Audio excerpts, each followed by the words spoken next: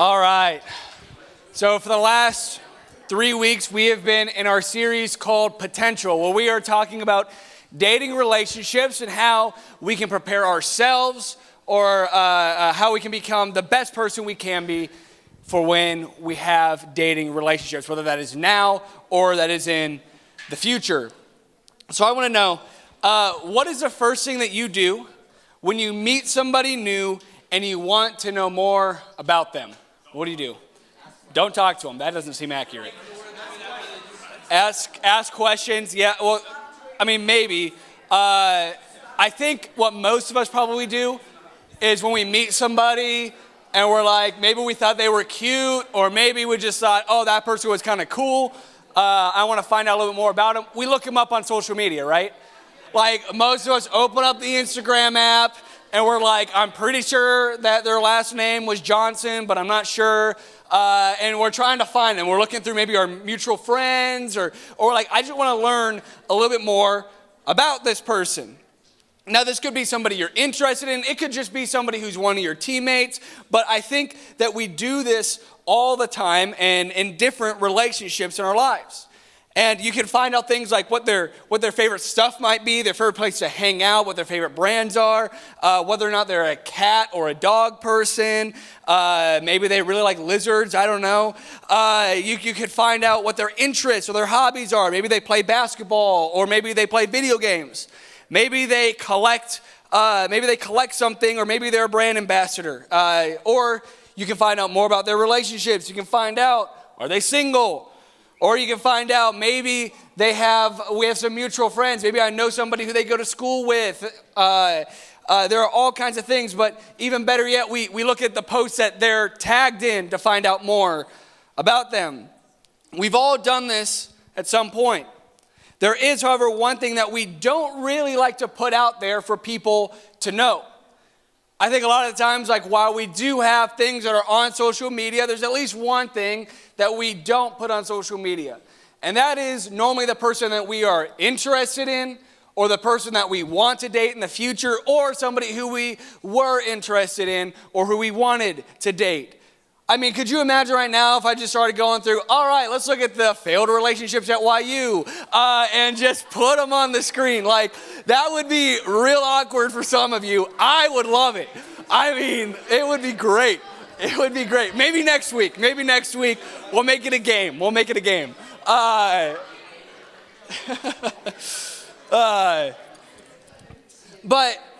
we don't just put that out there for everybody to know. But on the other hand, if you're in a relationship, then odds are you want people to know about it. In fact, if you don't want people to know that you're in a relationship, you probably shouldn't be in that relationship in the first place, but you probably want people to know. In fact, you probably made a perfect plan and curated the best caption that you could when you were ready to make your relationship like Instagram official.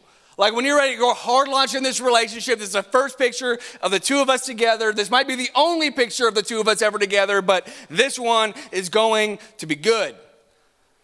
And then the caption is just like Hoko or something like that. Like it's really boring. But we all know what it's like to make a perfect plan to launch your relationship in that way. And while these are just pictures, when it comes to an actual relationship, you really don't just put it all out there, do you? Like whether you've been in a relationship for a long time or not, a lot of times, those posts, they kind of slow down a little bit. The longer you're in a relationship, the more serious it becomes. You kind of get through that little bit of a honeymoon phase, and all of a sudden, the posts that you make, they are planned out because you want people to see what you want people to know. Like you plan these things out, you want people to see what you want them to know, but you don't want people to see what you don't want them to know. We're tempted to create some secrecy on our relationships. And we want the people to see the things that we want them to see, but we never want them to see the things that we don't. And why? It's not always comfortable to let people into our relationships. Now, I'm not saying that you just need to let a whole bunch of people into your relationship, because maybe you're just really embarrassed about the nicknames you have for each other on your phone. Maybe you guys use some silly voices when you talk to each other. Maybe you aren't sure how long this relationship is going to last, so you don't want to let a whole bunch of people know about it. Maybe you don't want to be that couple that is just obsessed with each other. Maybe you haven't put a label on the relationship yet, and you don't know you don't really know what you are, and so if somebody asks, you don't want to have to answer it. So you just don't want people to even know about it. You just want to give it time because this relationship has potential. Maybe it's because you aren't looking for everyone's input, and that's okay. I mean, when you're new in a relationship and you can't stop talking to everyone about it, but once the butterflies die down, and we kind of slow down on the sharing and all the life updates, you can convince yourself that you've made it out of this honeymoon phase, and so the relationship has potential now to make it to the long haul, and you don't need everybody's opinion on it. Or maybe we keep adults out because we're afraid that our parent or our caretaker or our family might disapprove. Maybe you feel like you could date the perfect person, the best person in the world, and still your family wouldn't approve of it. Maybe you feel like I'm just straight up, I'm not allowed to date at this point. Maybe you're just not sure what title you want to put on it, but give it time. They'll see the potential in it. And maybe we're afraid because the people closest to us might disapprove of the relationship. Maybe your friends, maybe your parents, maybe some family members. Well, when they got to know the person, they wouldn't like them. Maybe from a distance, they're like, oh, they're okay, and they can ignore some of the beige flags that they see, but if they got to know them, those beige flags wouldn't be so beige anymore. Maybe you're afraid that if they really got to know the person I was dating, those beige flags would become red flags. And we're like, they just don't see the potential that I see. Regardless of why, there are many reasons why letting people into our relationships might be uncomfortable. Now, we've been in this series called Potential for several weeks now, and we're talking about dating because we know that at some point we are going to be interested in dating, if not already dating. And we want to be able to have the most success, be the best person that we can be when it comes to these dating relationships, because dating can be a great part of high school, but it can also be a very damaging part of high school. But what if today we discovered something that has potential to change how you approach dating forever?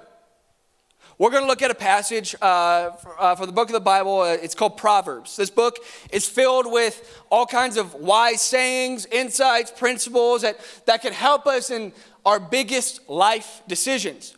Several of these short verses in Proverbs are written in cause and effect.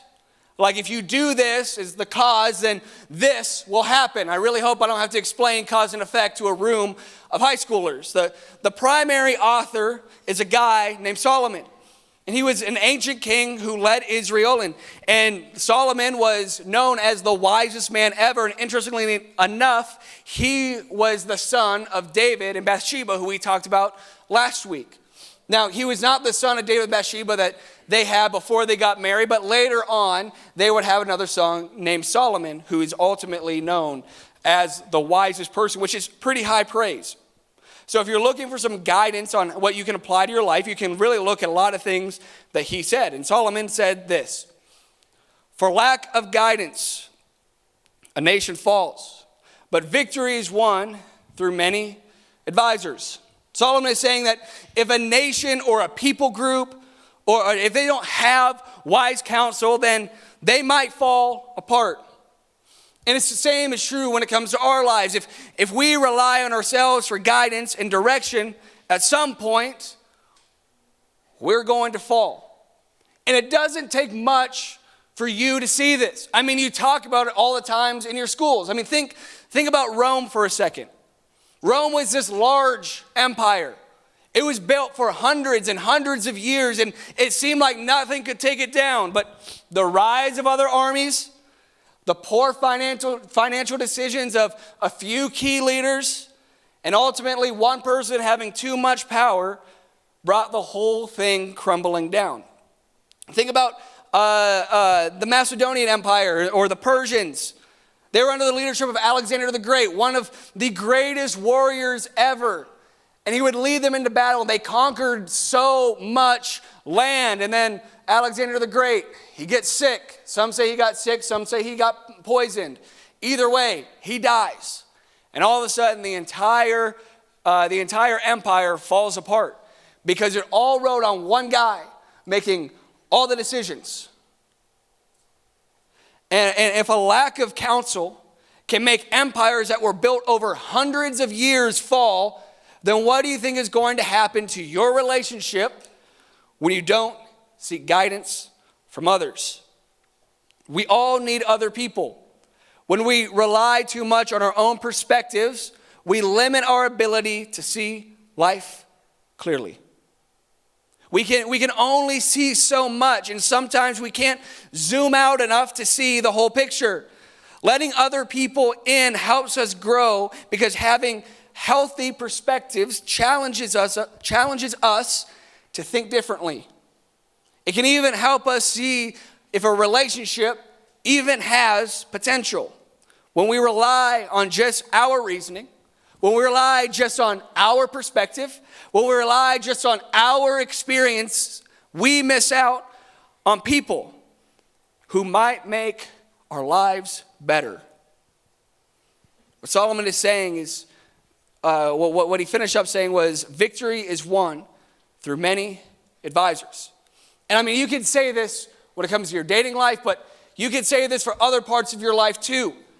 I mean, if you surround yourself with people who look like you, who talk like you, who believe all the same things that you believe, then you will never be challenged to look in places where you might be wrong. In every area of life, we can make better decisions, get less tripped up, and become better people when we find wise people to walk alongside us.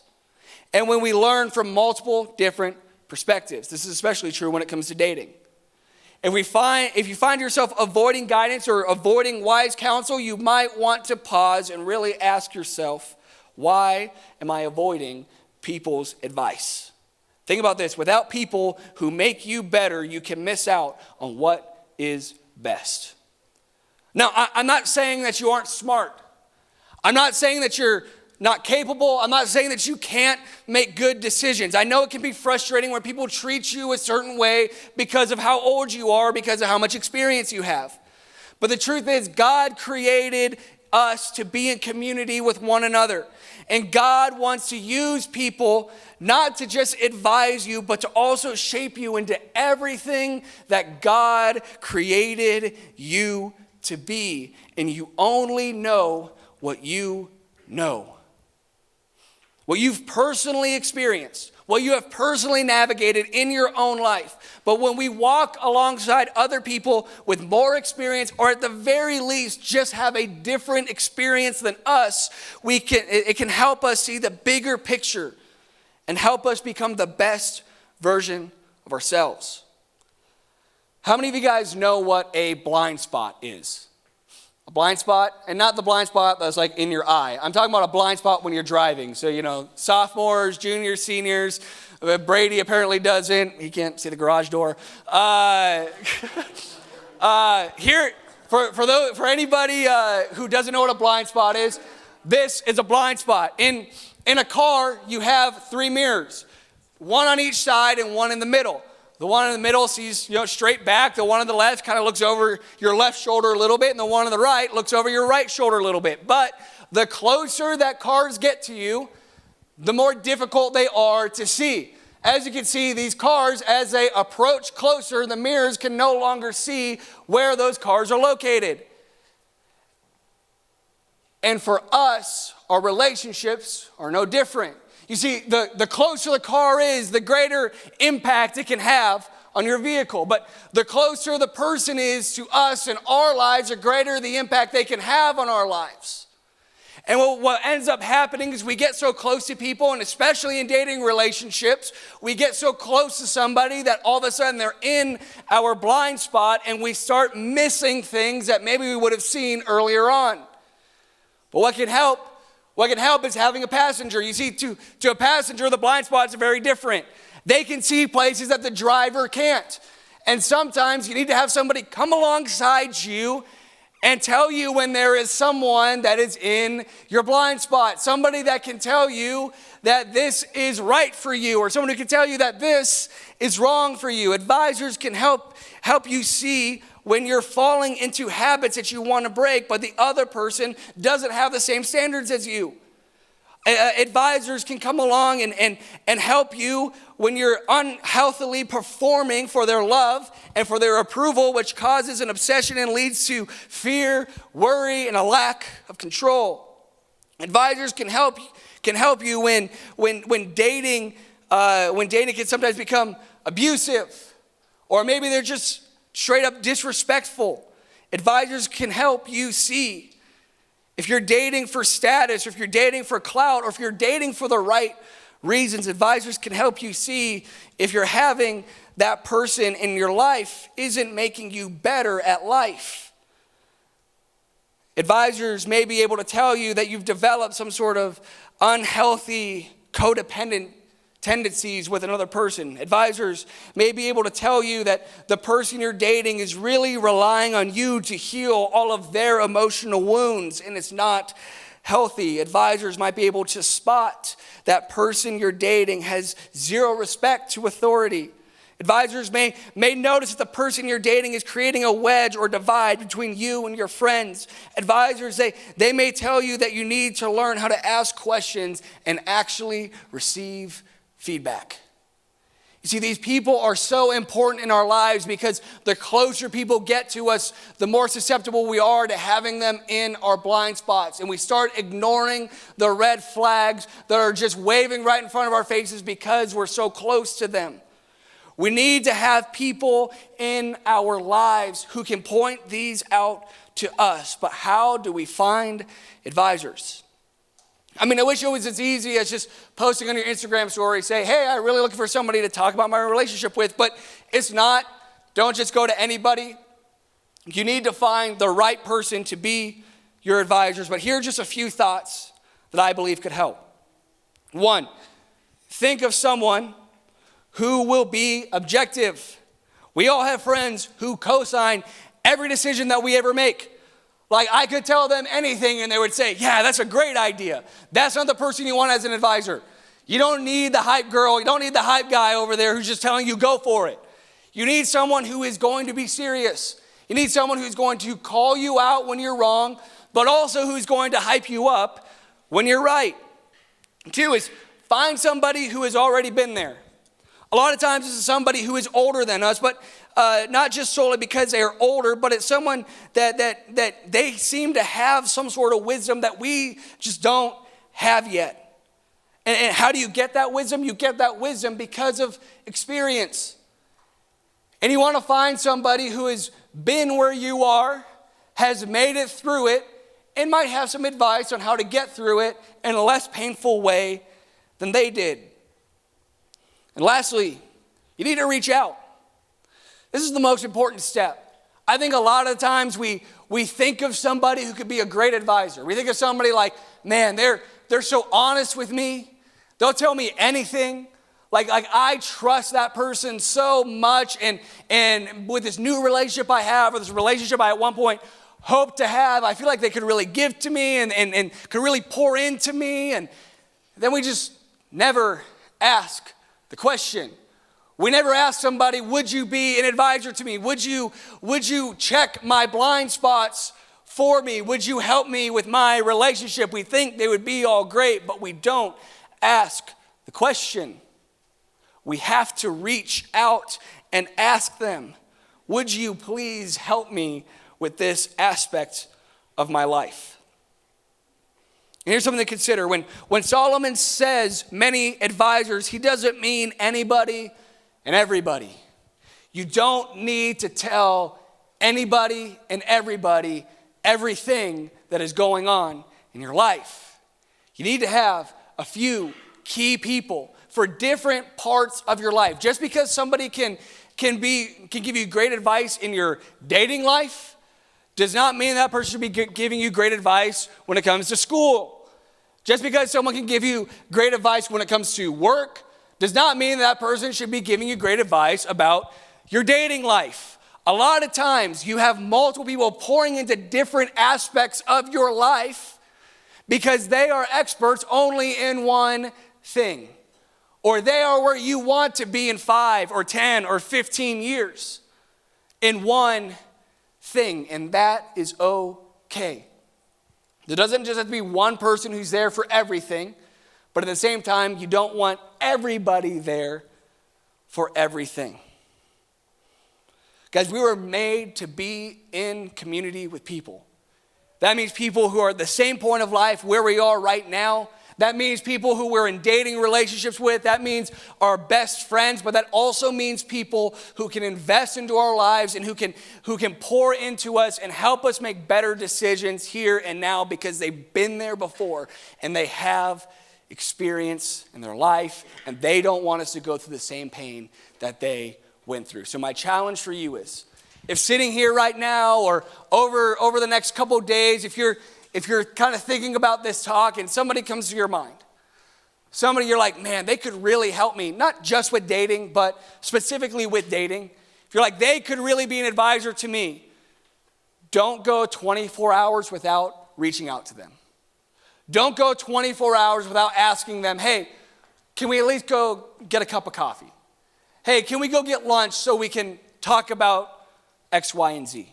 Hey, can we go and do this? And then ask them, would you be willing to advise me when it comes to my dating relationship? Would you be able to advise me when it comes to figuring out what college I want to go to? Would you be able to advise me on how I can prepare myself best for that job? Would you advise me on how I can become the best person so that when I am ready to date, I'm ready to date in a healthy way? We need to have those relationships in our lives. Without people who make you better, we can miss out on what is best. Pray with me. Dear Heavenly Father, I pray for tonight as we close out this series. I pray that students would be looking for someone who can invest into them. Someone who can love on them right where they are, who can call them out when they need to, but ultimately who's just an advisor and wants what is best for them. May we think of somebody and may we intentionally ask them for their help. And it's your name that we pray. Amen.